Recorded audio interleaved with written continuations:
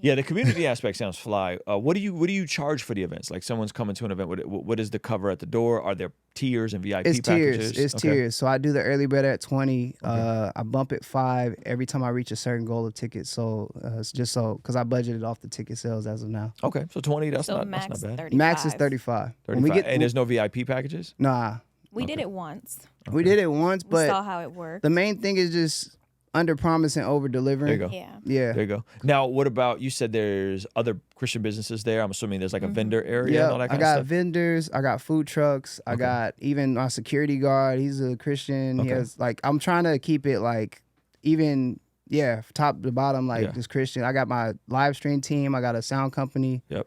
Everybody's being hired and You're paid. live streaming to YouTube or Instagram? YouTube. Okay. Yeah. That's still, I totally missed that. So my apologies. I didn't know you were live streaming. No, you're good. Because It's- I'm asking all these questions because I think people have questions. 2, Definitely. I'm genuinely curious. That's on why I what want to talk flows. about it. Like, I Yeah. can talk about the artist stuff, but like Yeah. for me, that's my specialty. Really, isn't hosting hospitality and Yeah. stuff. But yeah, So what is it like for the vendors? I'm assuming there's a separate room. Mm. You got clothing companies. What else? yeah. Who So else God's glory. A few other people. I try to keep it limited to 3. Okay. It depends on the venue. Mhm. Because if I can't fit, I'm not gonna have a million people, selling their shirts and stuff. Also quality control, making sure they're actual solid. So yeah, I have like 3. Right now it's like merch or clothing. And then I had, for the last event, I had a coffee company providing like coffee, Birchwood coffee. One of my people there attending actually worked for Gatorade, so they supplied Gatorade. So we had some product placement for the first time.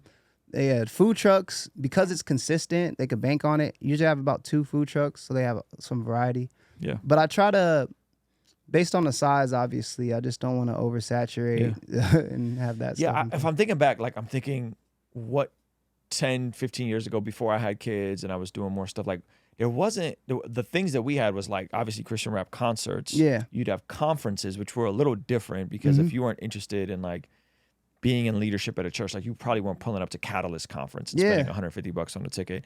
And then we out here, I don't know if you guys remember this, but we out here had the P4CM events. This is you guys heard of Poets in Autumn? This is how Yes. Jackie Hill Okay, Perry yeah. and all. So Yeah. before it was Poets in Autumn, it was called P4CM. And that would be like 3,000 cap room. They'd do it Right. once a Yep. year, one big event.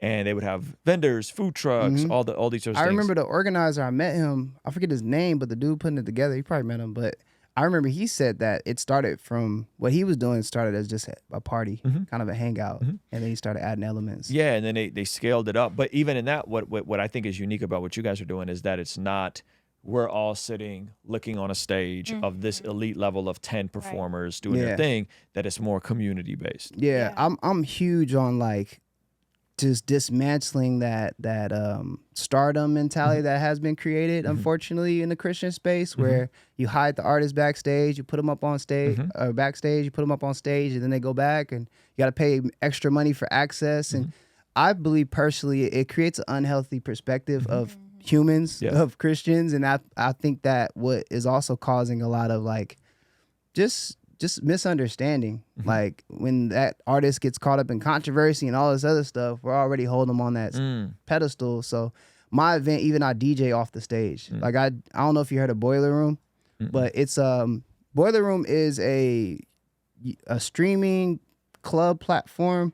They just broadcast clubs all over the world and highlight the DJs. They have the DJ in the center, and they stream it. They have the crowd in the back, and it's a beautiful aspect because you see online like a DJ interacting with the people.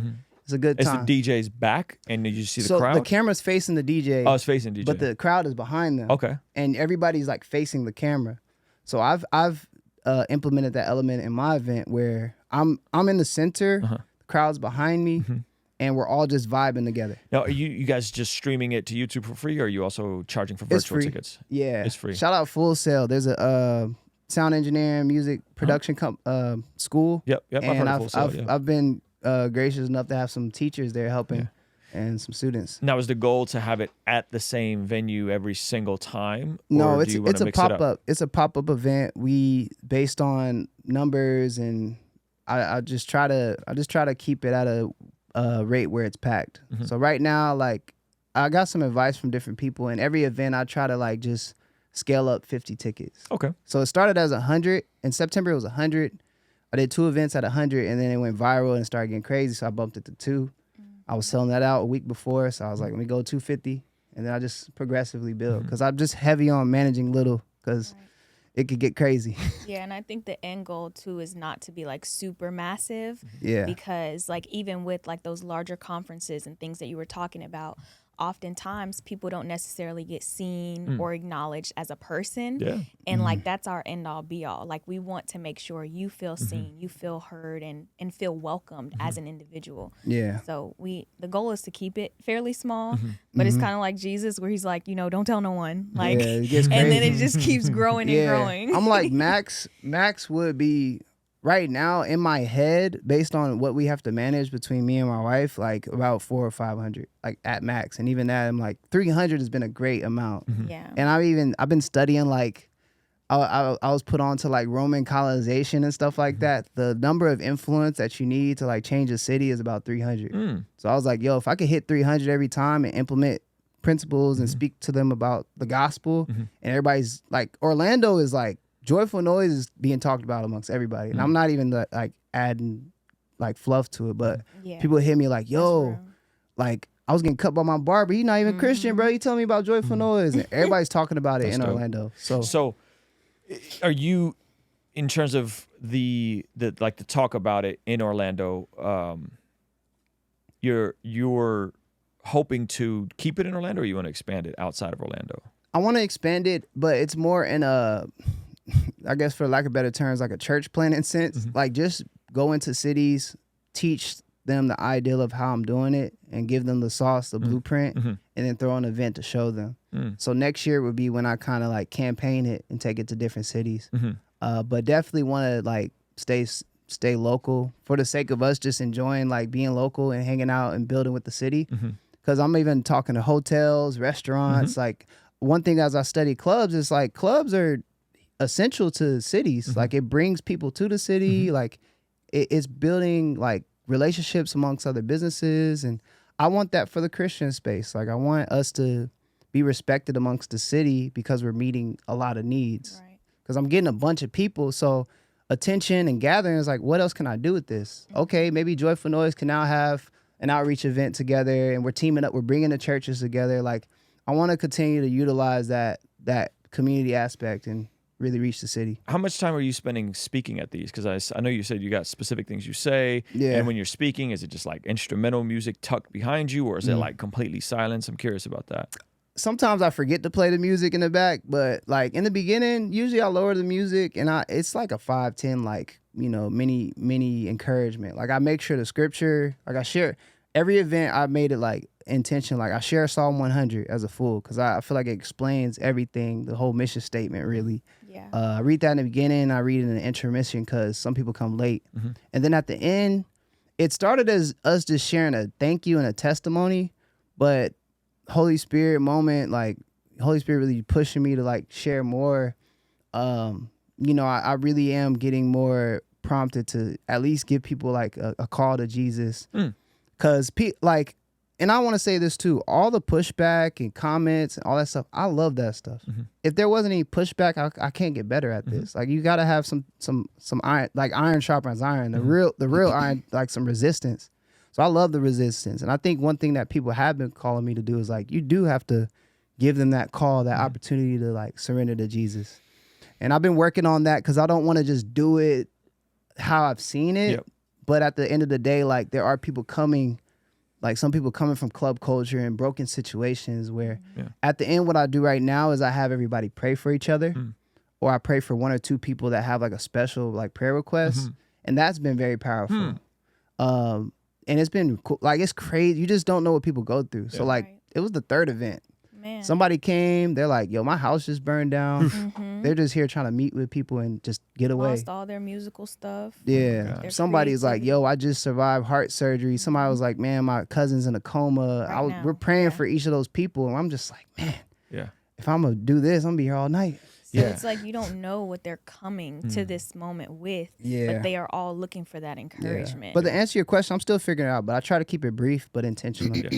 I think the pushback, Has there been a lot of pushback? I saw one video that got torched, and it was the young lady from L.A. Yeah, they've been on said, Katrina's head. Yeah, it was just the way she framed it. Yeah, I believe God told us to start a nightclub, a Christian nightclub, and we're like, ooh. They're very passionate. And they lit her up because there's also it's like there's the Christian nightclub aspect, which is one conversation we're having. Then there's the theology and the framework of the God told me, and people that are just instantly repulsed by that because of the trauma they've experienced in certain charismatic and Pentecostal movements, right? So there's also, that's like a trigger for people. It's like, oh, really? Like, God told you? How did he tell you? In a burning bush? You know what I mean? Like, there's also, and I'm not knocking her. I'm just saying good. The way she framed that was wild. I already felt kind of like, I don't know if you want to pose it like that, because that's not my thing. Like, based on people's upbringing spiritually, like, they have certain ways of saying things.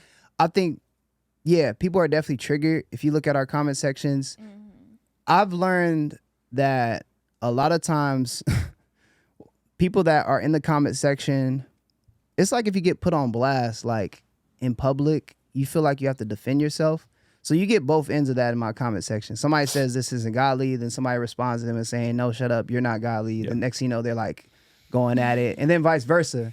So a lot of the public like stuff can be kind of cringe, but unfortunate. I'm like, y'all really can just DM each other and do this? Here's my thought. I think when there's a lack of clarity on what something is, there becomes a confusion around it. Yeah. So everything you've described to me sounds like you and your life experience, both of you guys, examining felt needs and providing a service and a product around felt needs. Yeah. Right. This sounds like Christian entrepreneurship. This is what that sounds like, right? Yes. Which is similar to what we do. And in Christian entrepreneurship, you can minister to people. Yeah. Right. But when you start framing this as God told me, this is a prophetic thing, then it starts being confusing and it starts feeling like, oh, you're trying to start a ministry. And that's where, like, is this Chick-fil-A and In-N-Out or is this a church? Yeah. From everything I'm gathering, you're saying this is Chick-fil-A and In-N-Out. We serve a need. People like fried chicken. We give you the best fried chicken because people are going to eat fried chicken regardless. Facts. And the stuff they're going to get from this place right here is going to be worse in quality for them. So we're going to give you the best, and we're going to give our employees Sunday off, and we're going to do things in an ethical manner. That's a great way to put it. Right? I think that's very clear. And then there's no confusion around it versus like saying, this is a ministry. God told me this is a church. This blah, blah, blah. Yeah. Then it becomes confusing for people. And then people go, well, wait a minute. Why do you need this? Yeah. Right? You know Versus you want this because there's a opportunity, there's an audience for it. A good entrepreneur sees a problem, we have the solution, we're going to solve that problem. That's perfect. And in that, we love Jesus and people are going to get ministered to. Yep. Right. Nah, you posed it perfectly. Go ahead. Yeah, I was gonna say, there was a post that he made on the Joyful Noise page, and there's this meme of this kid talking about how he loves corn.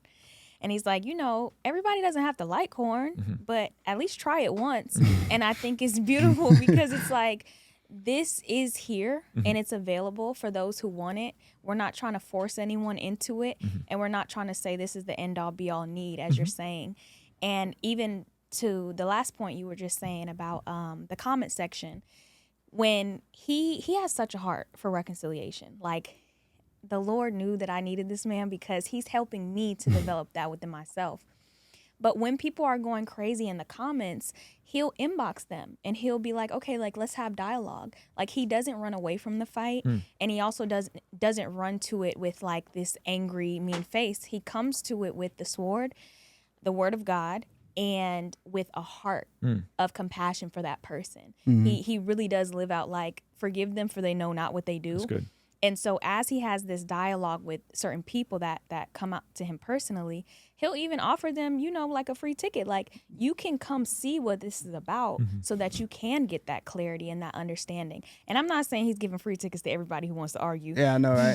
But it is funny. Like, I don't want to come because I might burn if I step inside. And it's like, all right. Like, yeah. But he's just like, it's not something secretive that we're doing. Yeah. But if you are curious, like, you're free to come. Yeah. On your point, though, I love how you framed it because I feel like that's what happened with Christian concerts. Like, there's artists that's trying to hold these events, and then it's like, okay, this is dope, like, dope experience. And then churches sometimes feel like, man, I'm trying to stay relevant, trying to keep the youth engaged. And then they're like, okay, great, let's adapt some parts of this and then use it as a way to get people to our church. And I'm not saying that's every church, but I think, yeah, Christian entrepreneurship is something that still hasn't, I guess, just caught wind yet, like how to properly do it, how to properly run business. And I think that also ties into the Christian artist situation, but anything Christian right now, I think people try to escape the excellent side and replace it with faith. God gonna work it out.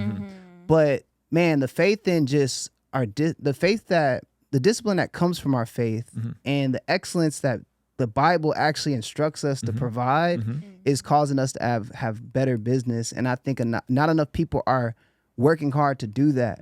And they're just like slapping faith over it and hoping that their church like covers all their mess. Yeah. Because I went through that too. When I first started throwing events 10 years ago at my church, I was hoping that everybody would just pull up at my church.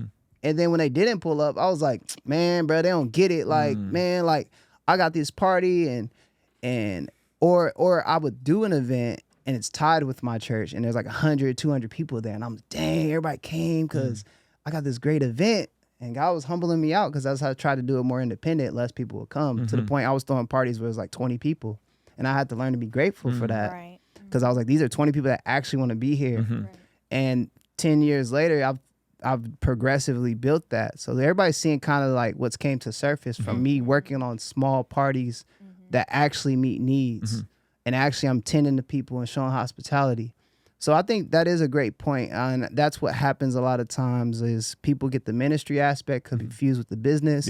They want to make it a nonprofit where I'm grateful. Shout out Pancho and, Sanchez family. He was like, because some people were like, make it a nonprofit so you get funding by the state and by the city and the churches. And I talked to Pancho. He's like, dude, like that's not even ethical to say it's a outreach nonprofit, but you really do got to pay bills. It's like that's not even. And that funding comes with strings attached, bro. Nonprofit funding always comes with strings attached. And and that's what happens to a lot of these events where they're trying to meet the needs of the funding people, but then the audience wants something else. We have a lot of overproduced events, and that's what I saw with Caleb when I did the events with him. They're having $100,000 production, and these kids aren't even watching. They don't even want to be there because they're like, man, I just want to play games. I'm like, if y'all just set up a video game night with the games they already have at home, they would be satisfied. Yep. Hey, thank you so much for watching that video. Guys, I believe that one of the best ways you can build a business is by first building a platform online. So Zach Sparazzo put together a free training for you on the #1 metric you can be looking for to explode your YouTube platform. Click the link in the pinned comment below so you can start that now. All right? I'll see you over there. Peace.